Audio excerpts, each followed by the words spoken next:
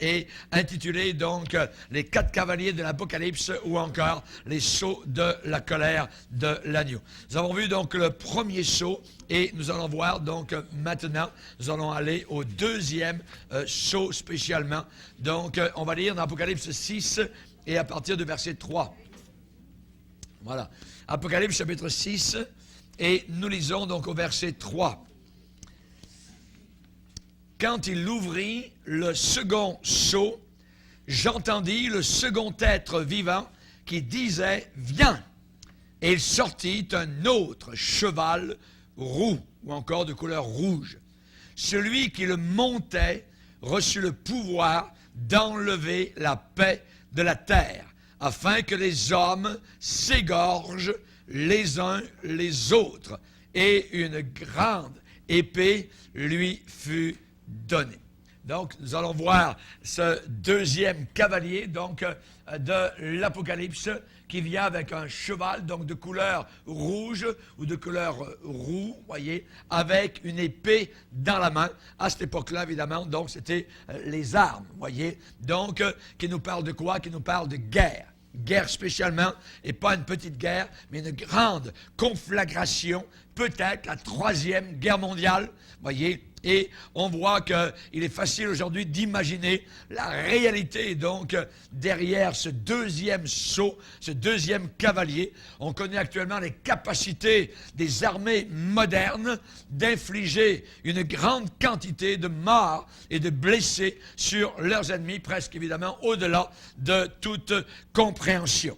Donc ça veut dire quoi? Ça veut dire qu'après cette fausse paix, il va y avoir des conflits meurtriers autour de la planète Terre. Quand le Superman de Satan apparaîtra sur la scène mondiale, il aura des idées de conquête mondiale qui vont envahir son cerveau méchant, son cerveau tordu, des pensées qui vont infester ses pensées ténébreuses. Et la guerre va suivre exactement donc comme la nuit suit le jour. Exactement comme il y a eu cette fausse paix. Ensuite, maintenant, nous allons tomber dans une guerre inimaginable. Nous n'y participerons pas. Nous, les chrétiens, ne serons pas là. C'est bien d'en parler parce qu'on n'est pas là. Alors, évidemment, hélas, pour ceux qui seront là, hein, évidemment, donc, je le répète, donnez absolument votre cœur à Jésus-Christ aujourd'hui. Et évidemment, c'est la raison pour laquelle Jean a vu ce cheval de couleur roux ou encore rouge. Donc, rouge qui nous parle de sang. Le sang, couleur feu, couleur sang. Symbole donc de plan sanguinaire. Cet homme méchant et vil, diabolique, et il y aura vraiment, véritablement, un charivari tel qu'on n'a jamais vu sur la planète. Des dégâts, de la destruction, des ravages, dévastation, désorganisation complète à l'échelle mondiale. Quand on parle ici sur la presse d'un nouvel ordre mondial, on parle d'ordre, voyez, mais c'est le contraire qui est en train de se préparer, un désordre inimaginable tel que la terre n'en a jamais vu. Jésus a décrit cela par le mot détresse, détresse si grande. Donc, la Bible n'a jamais prophétisé non plus que le monde irait de mieux en mieux, à aucun endroit. Nous voyons que la Bible nous dit que les choses vont s'améliorer. La Bible a prophétisé exactement le contraire, que les choses allaient aller de pire en pire. 2 Timothée chapitre 3, les hommes méchants et imposteurs, c'est-à-dire séducteurs, eh bien, avanceront toujours plus dans le mal, égarant les autres et égarés eux-mêmes.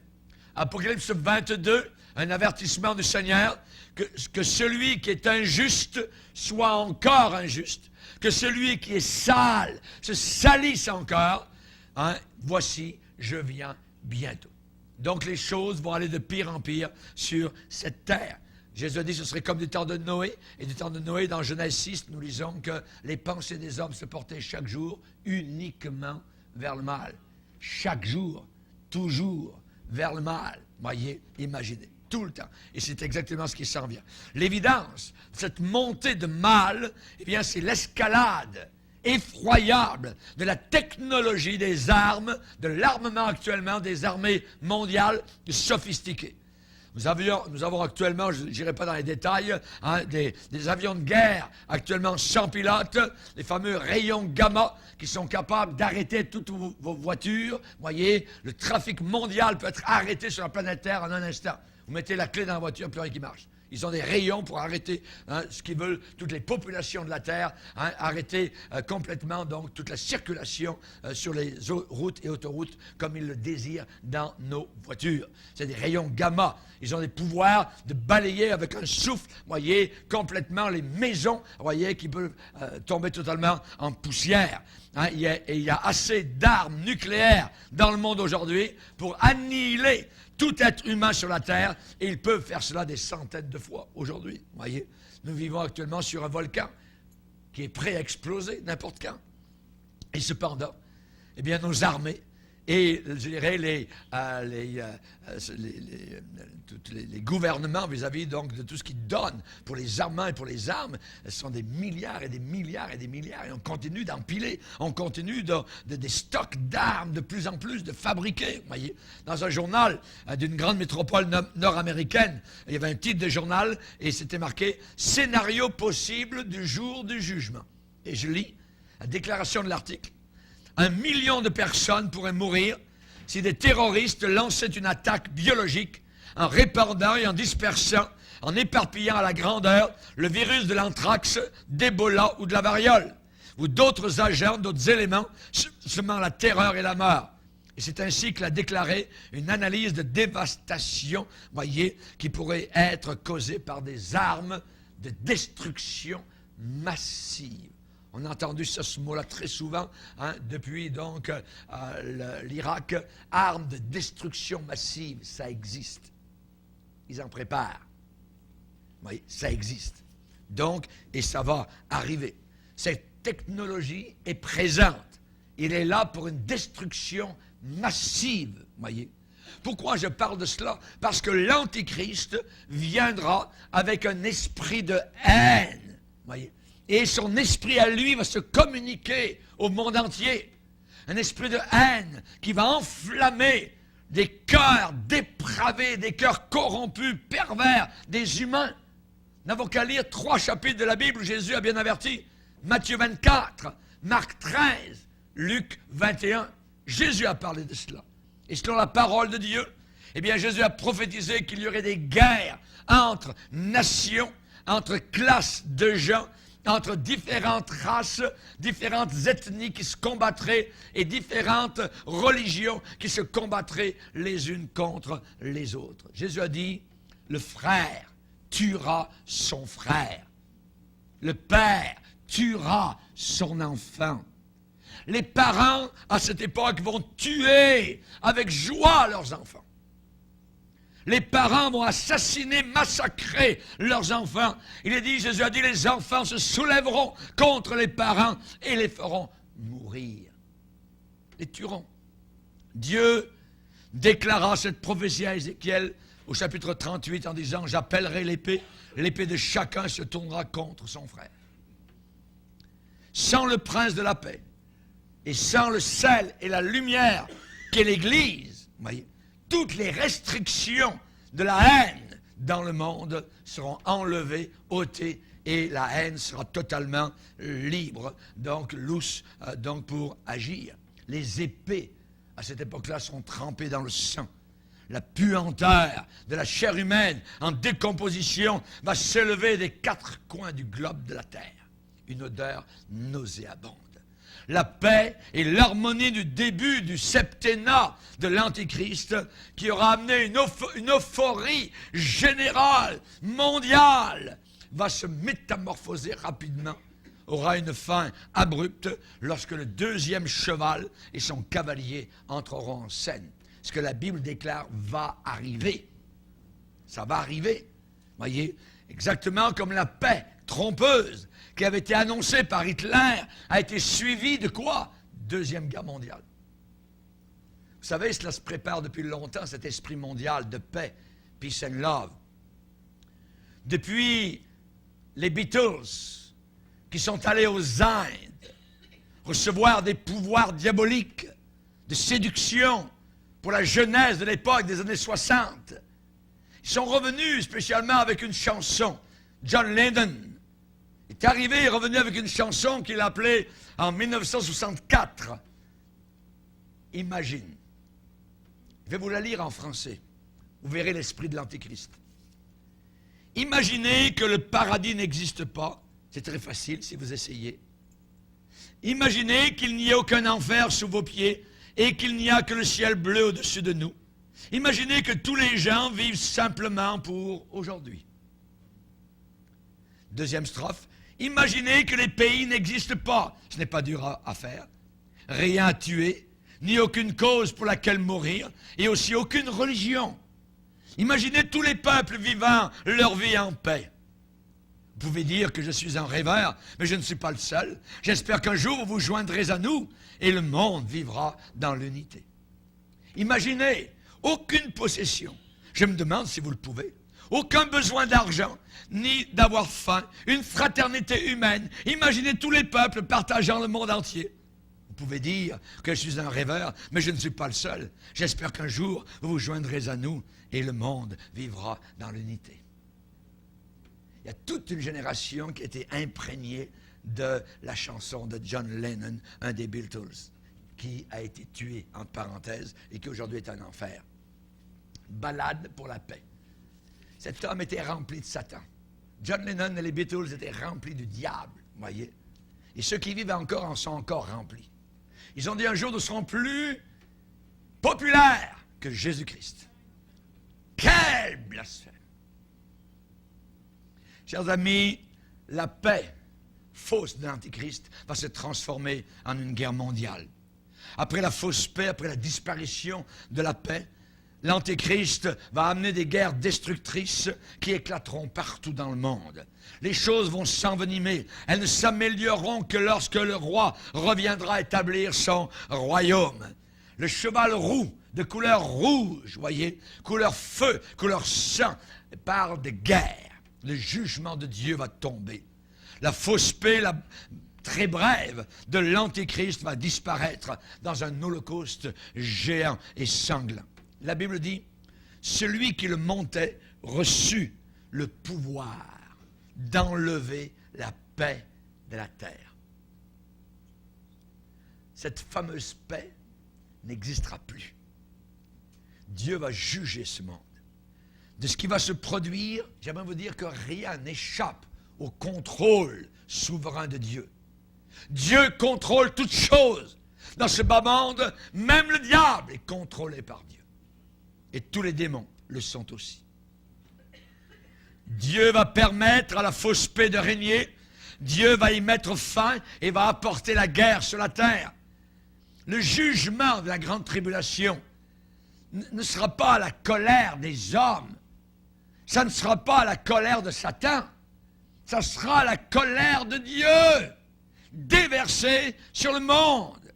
La Bible dit que les hommes diront aux montagnes tombez sur nous devant la colère de l'agneau. Car le grand jour de sa colère est venu. C'est Dieu qui tient le rouleau portant les 7 sceaux. C'est l'agneau qui les déroule. C'est l'agneau qui contrôle le déroulement de ce qui va arriver comme jugement avec les 4 cavaliers de l'Apocalypse. À un moment donné, pendant la première partie de la grande tribulation, la paix dans le monde sera enlevée, va disparaître totalement de la terre. Ce sera un conflit à l'échelle mondiale. Les hommes vont s'égorger les uns les autres, nous dit la Bible. Les progrès actuels en matière d'armement laissent entrevoir un holocauste terrible et inimaginable. Massacre des masses par un terrorisme à la grandeur du monde. Et cela est juste en phase de commencement, de départ. Nous avons été avertis par les jugements autour du World Trade Center à New York. On a été avertis par le tsunami, 300 000 morts. On a été avertis plusieurs fois, personne ne se réveille. Tout le monde continue comme si de rien n'était, comme s'il n'y avait aucun jugement, aucun Dieu, aucun enfer, aucun ciel. C'est terrible. C'est terrible. Exactement comme du temps de Noé, il est dit, ils ne se doutèrent de rien, jusqu'à ce que le déluge vint et les emporte tous. Il en sera de même, a dit Jésus, au jour de la venue du Seigneur. Quelle est la source de la direction de cette génération qui sera durant la grande tribulation? Voyez, quel est leur Dieu qui les conduit? C'est le diable. C'est faux Dieu. Ces démons qui montrent déjà un peu ce que sera la terreur à venir. Quand une génération commence à noyer ses bébés, quand une mère tue ses enfants, quand un médecin est capable de tuer ses enfants, quand on est capable de se jeter du haut d'un pont alors qu'on n'est même pas encore adolescent, quand on veut se tuer, alors que des jeunes à l'école, alors que la police maintenant est à l'intérieur des murs de nos écoles primaires et secondaires. Nous sommes rendus à la fin. On ne peut pas aller très loin comme cela. Ces faux dieux qui vont les guider, ce sont les démons, ce qu'on appelle souvent les spirit guides, des guides spirituels, les dieux du nouvel âge, les dieux du nouvel ordre mondial, les dieux de l'écuménisme diabolique. Ce deuxième sceau va amener une grande conflagration que l'on pourrait appeler la troisième guerre mondiale. On voit qu'il est très facile pour nous qui vivons dans le modernisme d'imaginer la réalité derrière le deuxième sceau. Capacité des armées modernes d'infliger des pertes considérables à leurs ennemis. Cela est très connu, presque au-delà de toute compréhension. Les guerres qui ont eu lieu dernièrement en Irak ou ailleurs dans le monde sont des guerres d'essai. On est en train d'essayer de nouvelles armes. Pour une plus grande guerre qui va arriver. Toutes les armes que vous voyez actuellement sont en préparation pour le conflit terrible mondial qui s'en vient. Et seulement depuis la venue de l'âge atomique, il est possible d'amener cette sorte de destruction rapide et inimaginable sur des grandes régions variées du globe.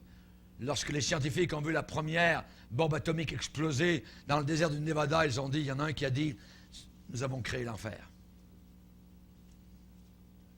Savez-vous que l'Union soviétique, au moment de sa dissolution, avait 30 000 ogives à tête nucléaire, atomique, dirigées, positionnées sur des grands centres de population mondiale.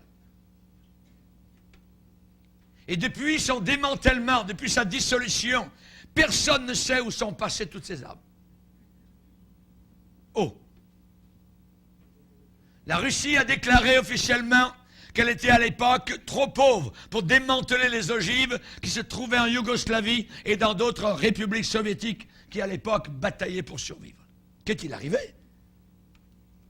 Les pays pauvres, en cash, en argent, ont commencé à les vendre à des nations criminelles comme l'Iran, comme le Pakistan. On commençait à les vendre à des nations escrocs, communistes, comme la Corée du Nord, à des nations filous, voyous, comme la Chine, les Indes.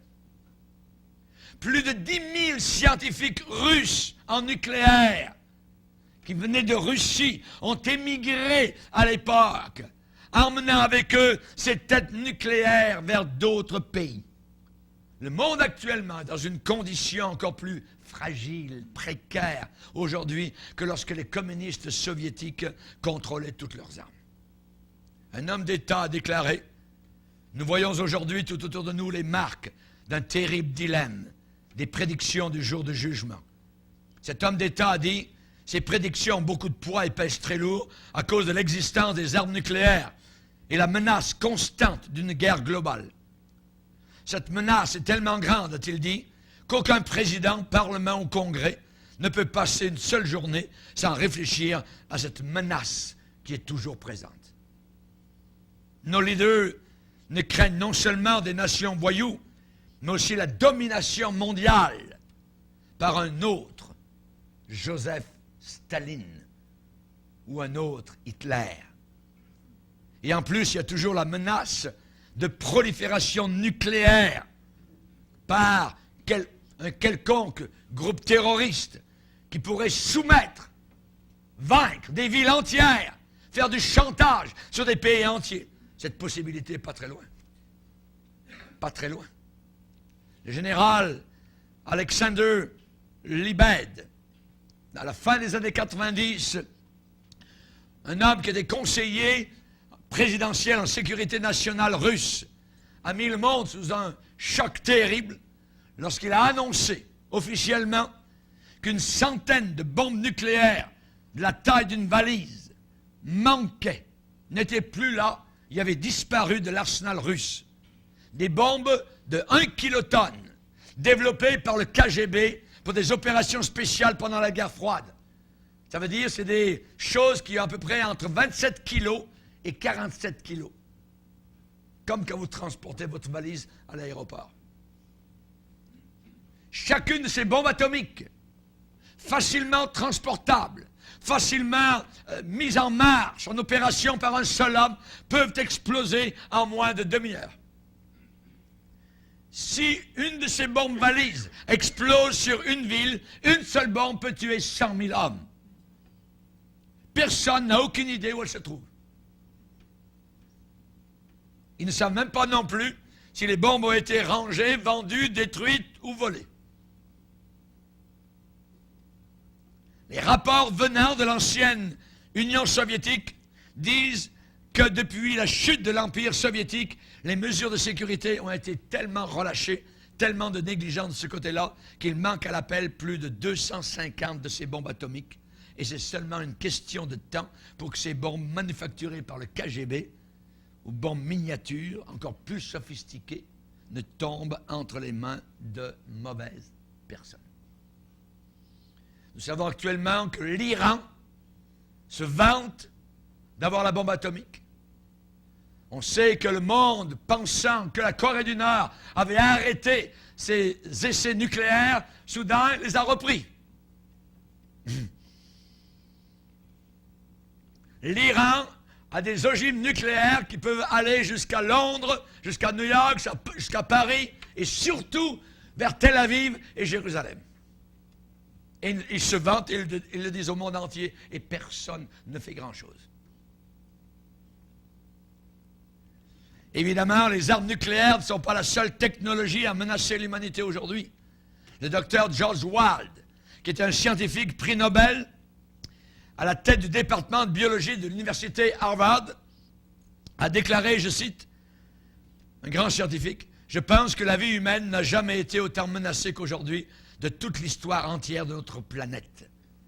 Il n'y a pas qu'un seul danger, il y en a plusieurs et beaucoup. Et ils œuvrent tous ensemble dans la même direction et ils arrivent ensemble en tête et ils font surface tous environ à la même époque. Et il dit, ce scientifique, cette époque, ce temps-là, c'est au début des années 2000. Je suis l'un des scientifiques qui trouve dur à voir comment la race humaine peut aller guère plus loin que le début des années 2000. Le biologiste français, le docteur Jacques Monod, légèrement plus optimiste, a déclaré, je cite, « Je ne vois pas comment nous pourrons survivre guère plus loin que 2050. » Il se pourrait que ces prophéties de jugement dans la Bible, s'accomplissent en notre génération. J'aimerais vous dire une chose, et je souris. Jésus-Christ doit venir chercher son Église avant.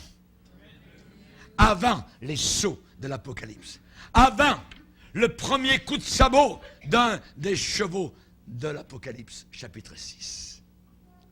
La Bible dit, 1 Thessaloniciens 5, Dieu ne nous a pas destinés à la colère, mais à l'acquisition du salut par notre Seigneur Jésus-Christ qui est mort pour nous. Alléluia. Gloire à Dieu. Je vivrai la grande tribulation au ciel. Alléluia. Dans la gloire avec mes frères et sœurs, autour du trône de l'agneau, alléluia, avec les noces de l'agneau. Moi, je m'en vais vers des noces, je ne m'en vais pas vers la grande tribulation. Alléluia. Merci Seigneur. Et comme Jésus-Christ doit revenir vers une terre peuplée, il devra revenir bien vite. Ou alors, je dirais, un homme ou une nation va essayer de détruire toute l'humanité. Un tel holocauste est maintenant concevable pour la première fois de l'histoire humaine. Nous sommes la seule génération capable d'entrevoir ça. Alexandre le Grand ne pouvait pas entrevoir cela. Les Romains ne pouvaient pas entrevoir cela. Hitler ne pouvait pas entrevoir cela. Mais notre génération, environ 60 ans après la déclaration de l'État hébreu, drapeau d'Israël flotte à Jérusalem, nous pouvons entrevoir le retour imminent de Jésus-Christ. Alléluia. La génération qui verra cela, dit Jésus, ne passera pas. Cette génération qui verra le retour d'Israël. Hallelujah, qui verra Israël planté dans son pays, comme dans les temps passés. Merci Seigneur. Jésus a dit, nous ne mourrons pas tous, mais tous en un instant, nous serons changés. En un clin d'œil, nous partirons. Il n'y aura pas d'avertissement. Il n'y aura pas de pasteur pour vous dire, « Hey chrétiens, réveillez-vous, secouez-vous, Christ s'en vient dans une heure. » Non, ça sera instantané, silencieux. Tchou. Ils seront partis. Vierges folles, elles resteront sur terre. Vierges sages, enlevées. Es-tu sage ou fou? Nous ne mourrons pas tous, mais tous les chrétiens, véritables, authentiques, bouillants, seront enlevés. Jésus dit, je reviendrai, je vous prendrai avec moi, afin que là où je suis, vous y soyez aussi. Alléluia, merci Seigneur. Et tout cela nous indique, évidemment, nous pointe vers le proche retour de Jésus-Christ. Il est dit que l'épée a été donnée au deuxième sceau afin que les hommes s'égorgent les uns les autres, avec une férocité. On parle d'égorger, on parle de haine. Pour égorger quelqu'un, il faut sauter sur lui, il faut le battre, il faut avec un couteau, il faut vraiment ou tuer ou tirer, c'est gorge les uns les autres. Ça va être terrible. Chers amis, ça va être une férocité telle qu'on n'a jamais vue de semblable. Des massacres violents vont devenir monnaie courante. La puissance doter la paix de la terre pour pousser les cœurs des hommes vers le sombre désir de détruire. Et nous commençons juste, nous, à commencer à voir se développer sous nos yeux cette culture dans ses premiers balbutiements. Vous avez vu cette jeunesse qui est en train de monter? Vous l'avez vu? La haine? Vous avez vu Satan? Vous avez vu noir comme le poil? Vous avez vu haïr leurs parents? Aimer la drogue, aimer Satan, aimer Internet, la pourriture, la saleté, la drogue, la porno, tout ce que vous voulez. Ils sont vendus au diable. Sont donnés au diable. Et si vous leur parlez de l'enfer, ils vous rient en pleine face. Époque de détresse, telle qu'il n'y en a point eu depuis que les nations existent, a dit Jésus. Une grande épée lui fut donnée. Il n'a pas un petit couteau, il a une grande épée. Une grande épée lui fut donnée. Chaque mot de la Bible est inspiré. Chaque mot est inspiré de Dieu. Épée, ça veut dire, en grec, c'est makaria. C'est une épée, évidemment, qui ressemble à un grand poignard. Et les soldats romains s'en servaient dans leur conquête, voyez. Les assassins aussi s'en servaient. Une grande épée pour décrire l'ampleur, la grandeur de la guerre qui va faire rage. La fausse paix de l'Antéchrist va disparaître, va s'évanouir dans un tourbillon de batailles, d'assassinats, de rébellions, de révoltes, de massacres. Le même Antéchrist qui aura été l'artisan de cette fausse paix, eh bien, quand les guerres vont éclater partout dans le monde, il n'aura d'autre choix que lui aussi de se lancer dans la bataille pour conserver son pouvoir et son autorité, et il fera périr des millions de personnes. Il se montrera aussi habile, rusé à faire la guerre qu'il l'aura été pour promouvoir sa fausse paix. Daniel 8, 24, il fera d'incroyables ravages, il réussira dans ses entreprises, il détruira les puissants, il détruira le peuple des saints. On parle ici d'Israël. Parmi ces victimes, il y aura beaucoup de ceux qui appartiendront au peuple de Dieu. La Bible parle d'un seul mot, ils seront immolés. Possiblement, la Bible parle de décapiter. Il est fort possible qu'on ressorte, évidemment, les guillotines. Jésus a dit, alors on vous livrera au tourment, on vous fera mourir, vous serez haïs de toutes les nations à cause de mon nom. Déjà le chrétien aujourd'hui qui témoigne, qui dit qu'il n'y a que Jésus pour être sauvé, la haine est contre lui. Haine terrible. La haine de l'enfer. L'abomination de la désolation sera mise en scène par l'Antichrist. Il va déclencher un conflit d'une très grande envergure. L'Antichrist sera le chef de la confédération occidentale. Il se fera passer au début pour un défenseur de paix. Il semblera même arriver à faire ce que nul autre ne sera parvenu à accomplir, c'est-à-dire apporter la paix au Moyen-Orient. Il fera alliance avec Israël. Il prétendra être le protecteur et le défenseur d'Israël, mais il ne tardera pas à se montrer sous son vrai jour. Sa soif de domination va provoquer une rébellion totale. Donc des conflits terribles. Finalement, quand le vrai roi de la terre va arriver, Jésus-Christ, la Bible dit que l'Antéchrist sera jeté à tout jamais dans l'étang de feu et de soufre. Savez-vous ce que les gens vont haïr le plus en enfer? La croix. La croix de Jésus-Christ. Pensez-vous que les gens de l'enfer vont demander « Oh, si je pouvais sortir, oh, pardonne-moi Seigneur. » Jamais!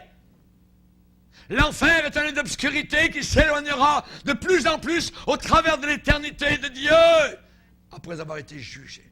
Ils ne voudront même pas sortir de l'enfer. Ils vont haïr Dieu.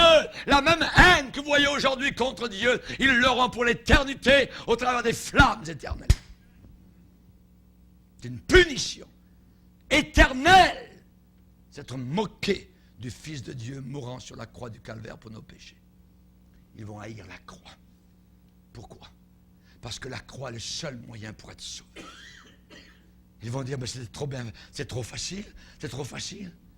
Voyons donc, combien de catholiques qui iront en enfer parce qu'on leur a appris que c'était les bonnes œuvres qui les sauvaient. Les prêtres même ne peuvent pas vous dire comment aller en enfer, comment aller au ciel. Ils ne peuvent pas vous le dire. Fais des bonnes œuvres, fais des sacrements, ainsi de suite. Sois écuménique, jamais de la vie. Quand on est sauvé, on sort de cette église apostate et diabolique. On nous apprend qu'on est sauvé par des œuvres. Ils ne sont pas sauvés par des œuvres. Ils vont haïr leur curé, haïr leur pape, haïr les sacrements, haïr parce qu'on n'aura pas dit la vérité.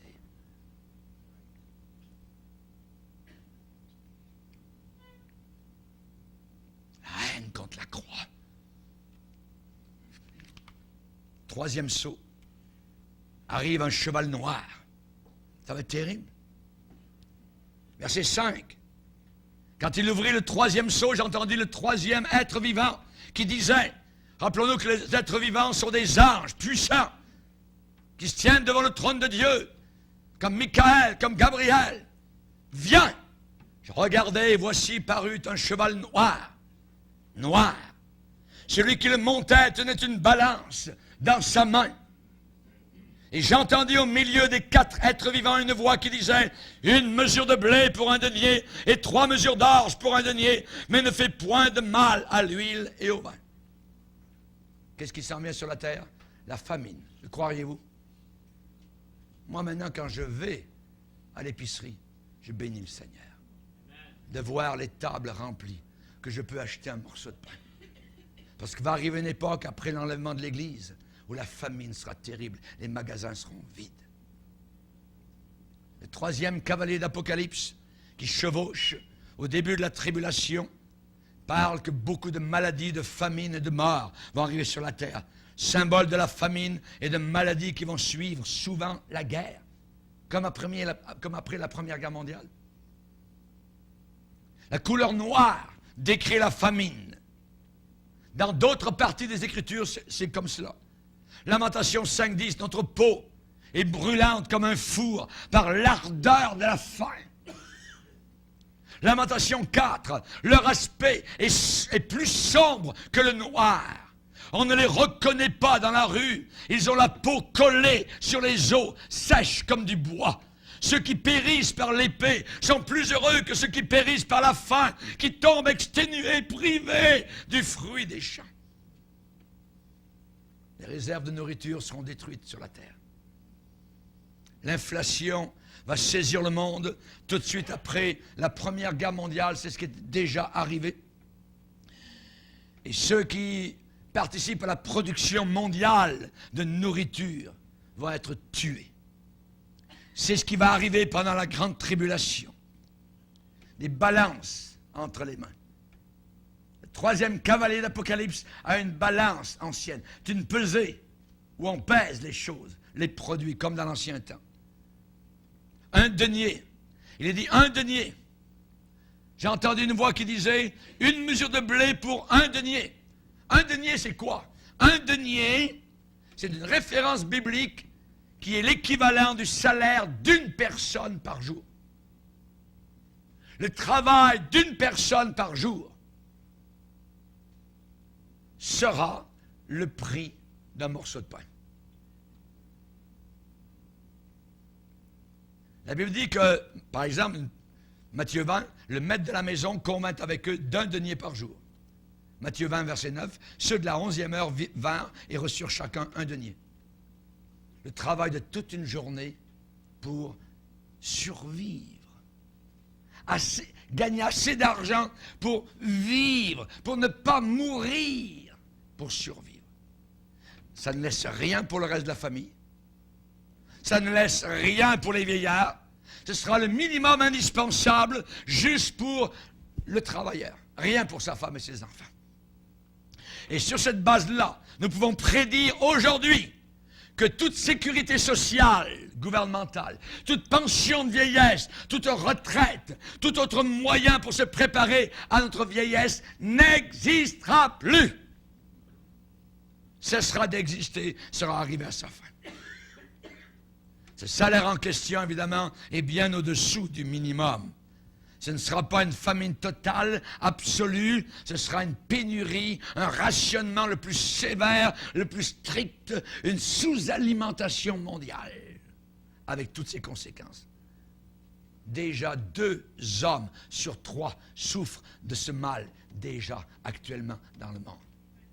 Les 2 tiers de la terre sont allés se coucher ce soir avec le ventre vide. Dans certains pays, il y a des enfants qui sucent des cailloux. Certains sont allés à l'hôpital parce que leur estomac était rempli de gravier.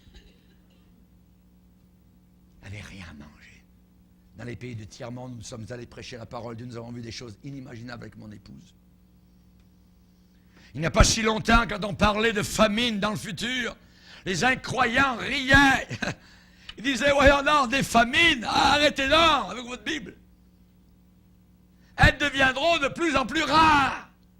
Elles seront rendues pratiquement impossibles à cause du développement des moyens de communication, les progrès techniques en agriculture. Votre apôtre Jean, dans l'Apocalypse, il voyait les choses comme il y a 20 siècles en arrière. Mais si votre Jean avait été un vrai prophète, il aurait dû savoir qu'il n'y aurait maintenant plus jamais de famine sur la terre. Mais aujourd'hui, à l'heure des avions supersoniques, le problème de l'alimentation mondiale est devenu un véritable cauchemar pour les économistes. Et il n'y a pas de solution en vue, loin de là. La situation actuelle déjà justifie la parole de Dieu. Jean déjà annonçait de terribles disettes. Il a parlé de l'orge. Il a dit, une mesure de blé. Le blé est encore bien, c'est nourrissant. Une mesure de blé pour un denier et 3 mesures d'orge, 3 fois plus, mais en orge, pour un denier. L'orge est beaucoup moins nourrissant que le blé. C'est pourquoi on va attribuer 3 fois plus d'orge à ceux qui veulent acheter de l'orge. Voyez? Mais l'orge fait un pain qui est lourd et grossier. Et en Orient, c'est la nourriture des pauvres, l'orge. Chez les Bédouins, par exemple, c'est une injure que de traiter quelqu'un de mangeur de pain d'orge. Pourquoi? Parce que l'orge est très faible en valeur nutritionnelle. Habituellement, l'orge est donnée pour nourrir le bétail. Mais ne fait point de mal à l'huile et au vin. Qu'est-ce que ça veut dire? L'huile et le vin. Les riches. Les riches ne seront pas aussi affectés que les autres. L'huile et le vin, traditionnellement, sont les nourritures des riches, des denrées de luxe. Et comme c'est le cas pour toutes les guerres qui finissent en famine, cette famine aura beaucoup d'effets, surtout sur la classe moyenne mondiale, et surtout sur les pays pauvres. Elle sera dévastatrice sur le commun des peuples. Les gens riches pourront facilement se procurer de l'huile et le vin, ça veut dire bien s'en sortir, mais les pauvres en seront incapables. Comme pendant la Deuxième Guerre mondiale. Ceux qui ont vécu, qui ont entendu les histoires de la Deuxième Guerre mondiale, il y avait des gens qui se battaient, des gens qui risquaient leur vie pour aller chercher du beurre dans une ferme quelque part, pour aller chercher un morceau de porc chez un fermier, pour faire vivre la famille. Dans la guerre, c'est terrible, il n'y a plus de nourriture. La nourriture n'arrive plus. Les communications, les camions de nourriture, tout est bloqué. L'huile et le vin symbolisent la richesse. Et le troisième cavalier de l'Apocalypse qui chevauche, voyez, va amener beaucoup de morts et beaucoup de maladies. C'est prédit par Jésus. Jésus l'a dit lui-même. Jésus l'a dit lui-même. Jésus a dit, il y aura en divers lieux des famines. Mais ne fais pas de mal. Ne fais pas de mal, voyez. Ça veut dire que l'huile d'olive, généralement, les oliviers dans les pays donc du Sud, et le vin, évidemment, devront être soigneusement protégés. Et j'aimerais vous dire que les riches savent très bien protéger leurs intérêts quand c'est le temps, évidemment, de les protéger. Même avec les armes, s'il le faut, même avec toutes sortes de choses pour protéger, évidemment, leurs biens. Donc, premier cavalier, une paix trompeuse. 2, guerre mondiale. 3, famine dévastatrice. 1 denier, un salaire de crève-faim. Celui qui le montait tenait une balance dans la main. On va revenir avec les tickets modérateurs, avec les fils pour attendre un morceau de pain. Comme on a vu durant la grande crise, voyez, durant les guerres, où en Europe, les gens faisaient la queue, venaient coucher même à côté toute la nuit pour avoir leur place. Il y avait des queues, des fils terribles de kilomètres pour aller chercher de la nourriture. Ça va être terrible durant la grande tribulation. Un commentateur a dit, les prix donnés ici sont environ 8 fois à 16 fois plus élevés que les prix moyens dans l'Empire romain à cette époque. C'est pourquoi ceux qui souffriront de famine ne pourront qu'acheter qu'une quantité très limitée de nourriture pour leur famille. Il ne restera rien d'autre pour pourvoir aux autres nécessités de la vie, comme le vin et l'huile. Dieu s'est servi par le passé de famine comme d'un mode de jugement. Le manque de travail aussi peut être un jugement de Dieu. Et ici, ce sera la famine la plus dévastatrice de toute l'humanité. Dieu dit dans Lévitique, si vous n'obéissez pas, je briserai le bâton de pain. Ça veut dire, je vous enverrai la famine. 10 femmes cuiront votre pain dans un seul four et rapporteront votre pain au poids. Vous mangerez et vous ne serez pas rassasiés. Deutéronome 32, 24, ils seront desséchés par la faim, consumés par les fièvres et par les maladies violentes. J'enverrai parmi eux la dent des bêtes féroces, le venin des serpents. Élisée, un jour, l'homme de Dieu a dit à une femme, il avait ressuscité son fils qui était décédé, et Élisée a dit à la femme, lève-toi, va-t'en, toi et ta maison, et séjourne où tu pourras, car l'Éternel appelle la famine, et même elle vient sur le pays pour 7 ans. Il y a une famine terrible dans la Bible, à Samarie. 2 femmes se sont parlées, ont dit, aujourd'hui, on va manger notre bébé, je le ferai cuire. Et demain, tu feras cuire ton bébé et on le mangera ensemble. Dans un temps de famine, des choses inimaginables. Ce sera durant la grande tribulation. Qu'est-ce que cette prophétie nous dit? Ça veut dire qu'il y aura un temps de très faible productivité, un recul économique terrible, privation, se serrer la ceinture, vache, maigre. Et quand les gens vont à la guerre, ils ne s'occupent plus de leurs champs. C'est ce qui est arrivé à toutes les guerres, la première et la deuxième. Oui. Le transport qui apporte la nourriture à ceux qui sont dans le besoin, souvent ces transports sont immobilisés. Pouvez-vous imaginer ce que ça sera que de vivre là où la famine sera à la grandeur du monde? Alors que moi, je me réjouirai dans la gloire avec Jésus, manger à la table du Maître, dans un corps glorifié. Pauvre pécheur, pauvre blasphémateur, pauvre sataniste, pauvre incrédule. Un homme sera très heureux, très chanceux d'avoir du travail, tu peux en avoir, pour lequel il sera payé juste assez pour un seul repas. Et s'il a une famille, qu'est-ce qu'il va faire? Voyez? Est-ce qu'il va en donner un tout petit peu à chaque membre de la famille pour qu'ils meurent de faim tous ensemble? Est-ce qu'il va nourrir l'un? Il va donner un peu à un enfant, puis il va négliger un autre enfant? Oh! La haine sera même dans les familles. Voyez? Est-ce qu'il va succomber à la tentation d'aller voler chez le voisin avec son pistolet et de tirer le voisin pour reprendre un peu de nourriture? Quelle image tragique des peintures de cette prophétie, le 3e cavalier de l'Apocalypse. Jésus a même prophétisé. Il a dit: malheur aux femmes qui seront enceintes et à celles qui allaiteront en ce jour-là. C'est à cette période-là. Il a voulu signaler cette période. Malheur à ces femmes-là. Pauvres femmes. Les petits-enfants avec des ventres gonflés, vous ne les verrez plus seulement en Afrique, vous les verrez au Canada, aux États-Unis. Les petits-enfants avec les ventres gonflés vont mourir de malnutrition. Les petits bébés seront tenaillés par la faim. Les petits bébés vont pleurer à grands cris sur les seins asséchés de leur mère. Les gens mourront de faim parce que les récoltes seront très maigres. Joseph, dans la Genèse, a parlé et il a dit que le pharaon a vu un rêve. Il a vu 7 épis vides, maigres, brûlés par le vent d'Orient, qui vont engloutir les épis gras et pleins. Il a parlé ensuite qu'il a vu 7 vaches, laides à voir, maigres de chair, décharnées, qui mangeront les vaches belles à voir et grasses de chair. Pharaon a dit à Joseph: je n'en ai point vu d'aussi laides.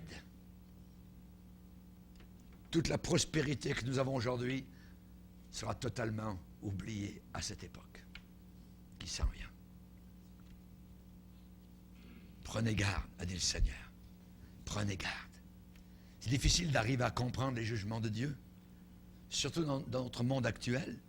Aujourd'hui, nous voulons mettre l'emphase sur l'amour de Dieu, la grâce de Dieu, la miséricorde de Dieu, et nous voulons ignorer la colère de Dieu, un Dieu qui est indigné, offensé. L'irritation de Dieu, son courroux. Ceux qui se disent spirituels, ils cherchent bien souvent aujourd'hui un Dieu qui dit uniquement des choses positives. Un Dieu qui ne veut que notre prospérité matérielle. Un Dieu qui encourage l'expression libre de chacun. Un Dieu qui ferme les yeux sur les péchés que l'on commet chaque jour. Ce genre de Dieu qui est créé par nous-mêmes, à notre propre image, ne ressemble à rien au Dieu de la Bible. À rien du tout au Dieu de la Bible, comme on peut le voir très clairement dans le livre de l'Apocalypse. Il y a 3 leçons à apprendre, chrétiens. 1, c'est que l'avertissement lui-même, l'avertissement même de Dieu démontre sa grâce.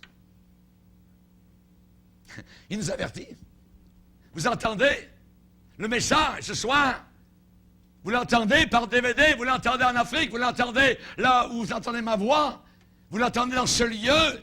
Cet avertissement nous dit que Dieu nous aime encore. La grâce est là. Et le fait que Dieu nous ait révélé cela si longtemps à l'avance, le sérieux, la sévérité de ce terrible jugement à venir, ça démontre sa grâce. Il nous dit à l'avance: merci Seigneur. Alors je veux l'éviter. Il nous permet de se tourner vers son Fils Jésus, vers le Sauveur, avant que ces jugements ne débutent. Et Dieu a promis que Jésus-Christ reviendrait pour juger, en jugement. Pierre souvent dit: je cherche à éveiller votre attention par des avertissements. Puisque toutes ces choses doivent se dissoudre, ne devons-nous pas être par la piété et la crainte de Dieu et la joie du retour de Jésus? Alléluia. J'aime entendre parler du retour de Jésus. Alléluia. Gloire au Seigneur. Il revient et ne tardera pas. Et mon juste vivra par la foi. Nous ne sommes pas de ceux qui se retirent pour se perdre, mais nous sommes de ceux qui ont la foi pour sauver leur âme. Alléluia. Merci Seigneur. Alléluia. Deuxièmement, chaque série de jugements grandit en sévérité. Les sceaux, les trompettes seront pires. Les coupes seront encore pires. Oui. Et même si Dieu serait complètement justifié de terminer le monde en un flash rapide, il est cependant miséricordieux et il a laissé certaines occasions pour la repentance. Dieu ne désire pas, évidemment, uniquement juger les méchants. Il veut amener les pécheurs à la repentance. Il veut les amener à la croix. Et j'aimerais vous dire aussi autre chose, c'est que les jugements de Dieu sont totalement sous son contrôle. Dieu contrôle tout ça. Alléluia. Et même quand ces jugements arrivent sous forme d'événements naturels, sous forme de gens méchants, sous forme d'inondations, de tremblements de terre ou de gens pervers, Dieu contrôle tout ça. vont reconnaître qu'au départ, eh bien, toute action initiale prend son origine dans les cieux. Dans les cieux. C'est pas la planète Terre, puis là-bas, puis la faille, un tel, puis tout ça. Ça en fout Dieu. Dieu contrôle tout ça d'en haut. Et quand il veut que ça bouge, ça bouge. Et l'homme sent sa fragilité. Chers amis, reconnaître qu'au départ, toute action prend place dans les cieux, dans chacun des jugements de Dieu. Alors seulement, les acteurs de la terre peuvent agir. L'Antichrist est sous contrôle de Dieu. Les démons sont sous contrôle de Dieu. Satan n'est qu'une créature. Il n'est pas le créateur. Il n'est pas omniscient, omnipotent. Voyez? Non. Et les actions de Dieu ne montent jamais en spirale, en dehors de son contrôle. Comme nous, parfois, les hommes provoquent des actions, hop, il ne peut plus contrôler. Tchernobyl, pouf, tout explose, qu'est-ce qu'on fait? On ne peut plus contrôler. Jamais avec Dieu. Dieu contrôle exactement le dosage, le jugement, hallelujah, et les actions de Dieu ne font jamais plus de dommages que ce que lui désire délibérément. Son but ultime, c'est de toujours démontrer sa puissance sans égale et sa gloire. Hallelujah. Amen. On se rappelle le cas de Job. Voyez, Satan n'a jamais pu tuer Job.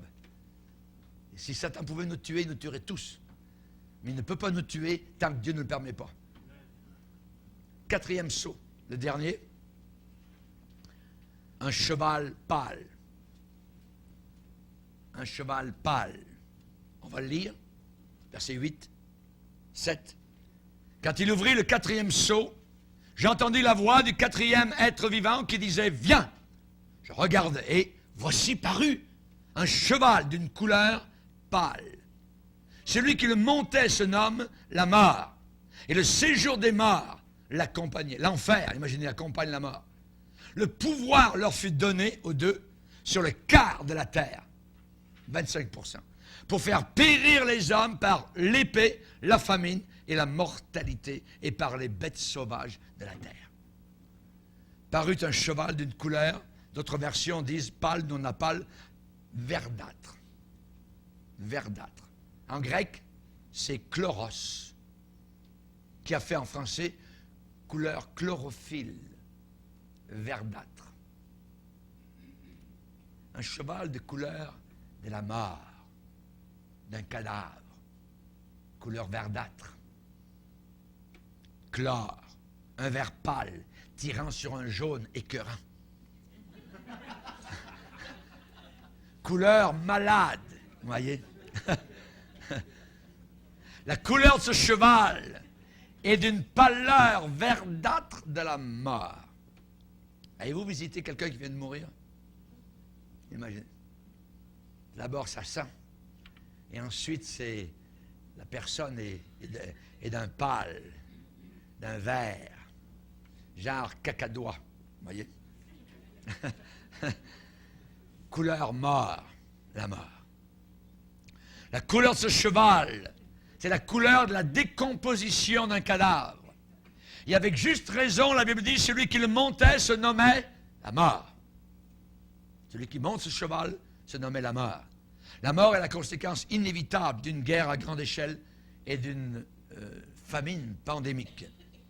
La scène est terrifiante, la scène est macabre. Quand on le voit arriver, il y a 25% de la population du monde qui va mourir. Ça veut dire des milliards. On n'est plus à des millions. On a des milliards de personnes qui vont mourir. Scène terrifiante, macabre. Et alors que ce cheval charge, alors que ce cheval fonce, Jean voit cet affreux moissonneur. Et il voit aussi en même temps les creuseurs de tombes allant sur toute la surface de la planète Terre. Il a dit le séjour des morts l'accompagnait. L'Hadès qui accompagne la mort. Le séjour des morts devient le fossoyeur qui va enterrer les victimes de la mort. Voyez.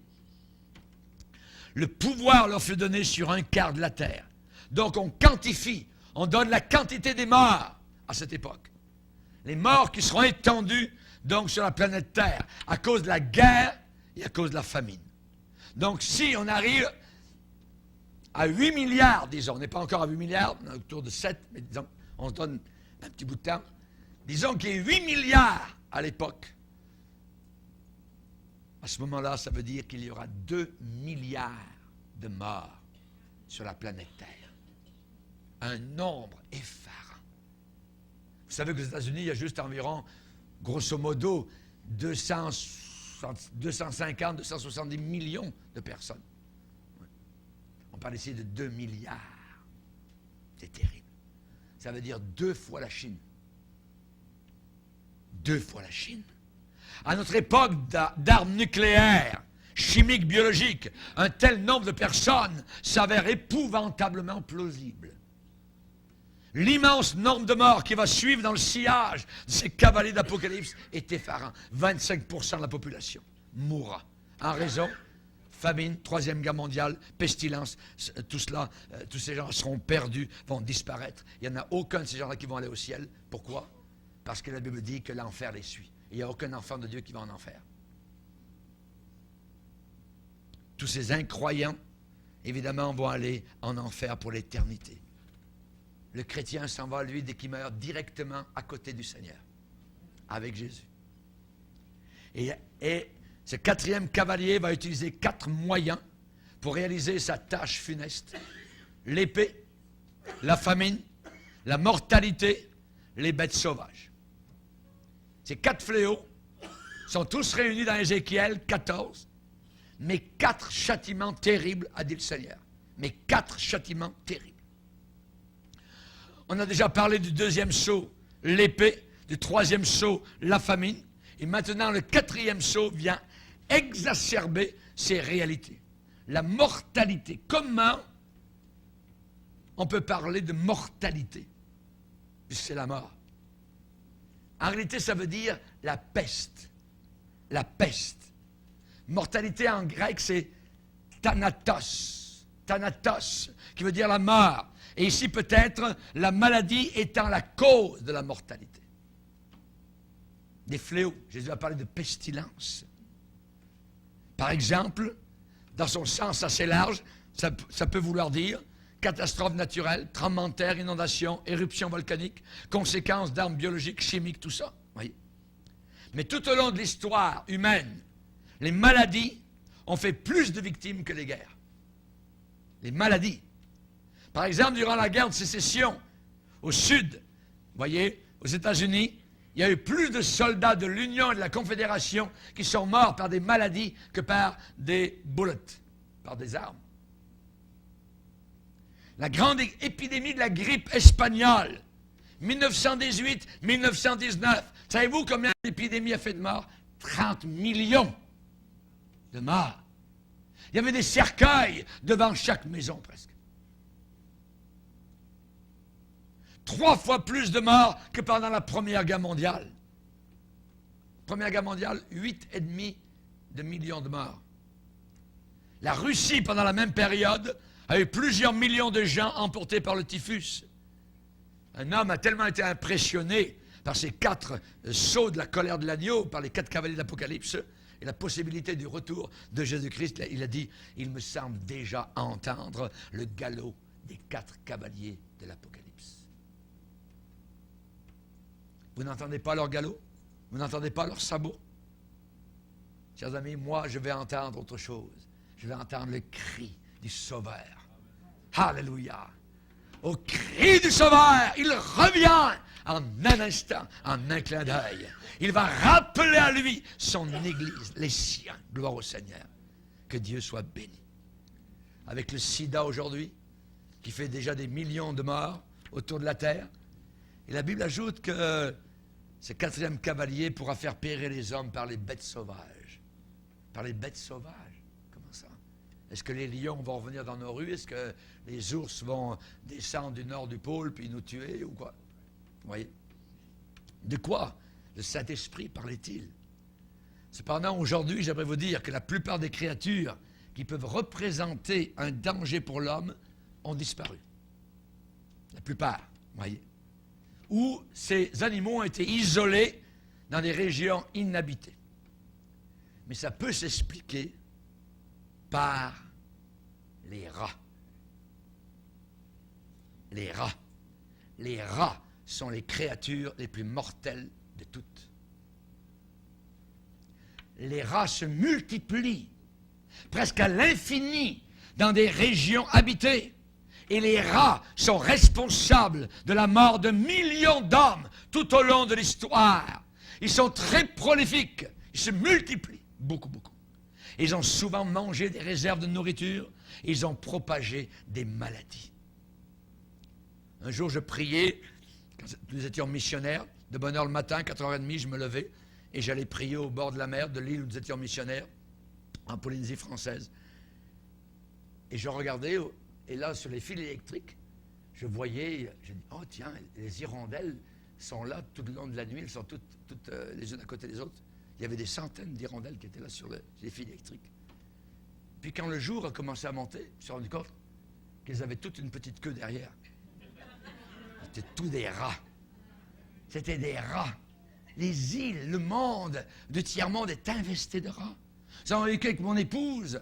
Au-dessus de notre lit, nous avons vu des queues de rats qui étaient là. Une sœur chrétienne est arrivée un jour à l'assemblée avec un pied immense. Durant la nuit, elle avait été agrippée par un rat. Pour faire périr les hommes par les bêtes sauvages. Essayez de discipliner un rat. Vous voyez? Il est sauvage.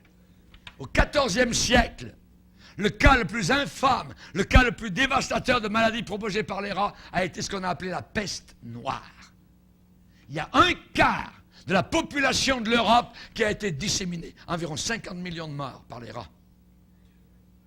La peste noire. Autant que durant la Deuxième Guerre mondiale. Et dans un monde qui sera ravagé par la guerre, la famine, les maladies, la population des rats pourrait atteindre des sommets inimaginables. La peste est une plaie bubonique.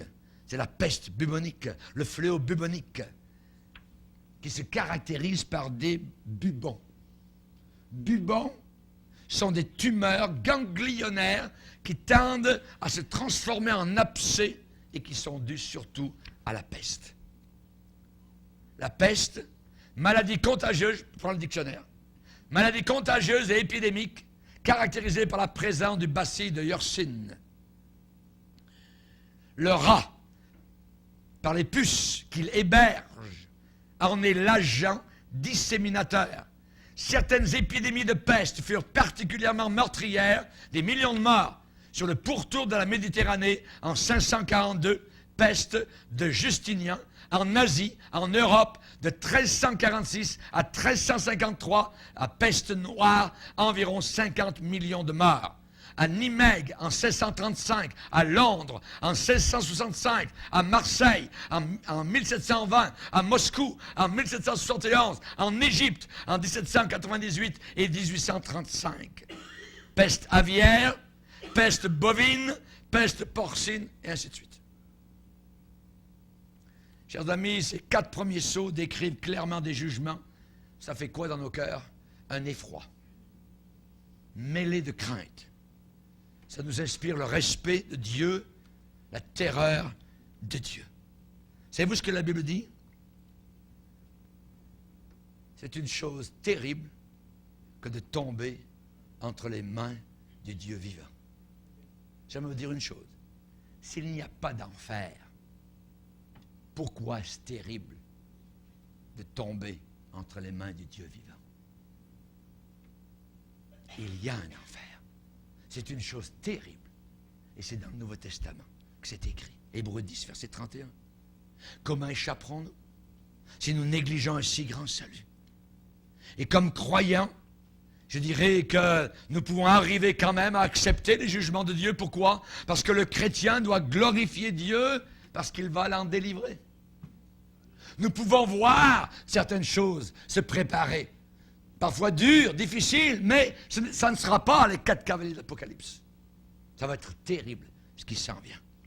Dieu a promis de délivrer les croyants de la colère à venir, et on doit prendre très au sérieux ces prophètes sur les jugements à venir, ne pas en avoir peur. Il y a 3 passages que j'aimerais que vous notiez et que vous mémorisiez. Pourquoi? Parce qu'il y a certains chrétiens qui pensent qu'ils vont passer au travers de cette chose-là. Et qu'à la fin, quand tu auras un paquet de morts, eh bien là, Jésus viendra les chercher par la peau des dents. Non, non, non, non. Jésus vient nous chercher avant. Avant. 3 passages. Mémorisez-les en remerciant Dieu de vous délivrer de la colère par Jésus-Christ. Romains 5, 9. 1 Thessaloniciens 1, 10. 1 Thessaloniciens 5, 9. À plus forte raison donc, maintenant que nous sommes justifiés par son sang, serons-nous sauvés par lui de la colère. 1 Thessaloniciens 1, 10. Sommes convertis à Dieu pour atteindre des cieux son Fils, qu'il a ressuscité des morts, Jésus qui nous délivre de la colère à venir. 1 Thessaloniciens 5, 9, car Dieu ne nous a pas destinés à la colère, mais à l'acquisition du salut par notre Seigneur Jésus-Christ qui est mort pour nous, afin que nous vivions ensemble avec lui. Alléluia. Gloire au Seigneur. En terminant, j'aimerais vous dire une chose, une dernière. Le chrétien doit pousser fortement les autres à faire confiance à Jésus-Christ pour qu'eux aussi échappent à la colère à venir. Tout de suite, sans retard, aujourd'hui même, si vous saviez avec certitude qu'un désastre va arriver, vous avertiriez les gens de vous en éloigner, pour qu'ils s'en éloignent. Vous les avertiriez. Vous iriez à leur porte, vous leur diriez. Voyez? Et les chrétiens doivent avertir, sonner l'alarme. Les incroyants doivent être avertis du jugement futur pour qu'ils l'évitent et qu'ils soient sauvés. Qu'ils aient la force d'échapper à ces choses qui s'en viennent sur la terre. Mais comment échapperons-nous si nous négligeons un si grand salut? Amen. Prions pour eux. Envoyons-leur un mot, téléphonons-leur, envoyons un email, écrivons-leur un prospectus, voyez. Imaginez le sort des incrédules aujourd'hui vis-à-vis des jugements de Dieu, aussi dur que cela puisse paraître, dans notre culture actuelle, voyez, culture permissive, culture ouverte, culture qui ne supporte aucune exclusion, une culture écuménique pour tout le monde. J'aimerais vous dire que les incroyants n'ont aucune chance sans Jésus. Ils n'ont aucune chance sans Jésus-Christ. Celui qui croira sera sauvé, celui qui ne croira pas sera damné, condamné. C'est une chose terrible que de tomber entre les mains du Dieu vivant. Cependant, prenons courage, amen, les jugements n'ont pas encore commencé. Les cavaliers, on les entend peut-être, mais ils ne sont pas encore arrivés. Et la porte du salut est encore ouverte pour celui ou celle qui voudrait donner ce soir son cœur à Jésus.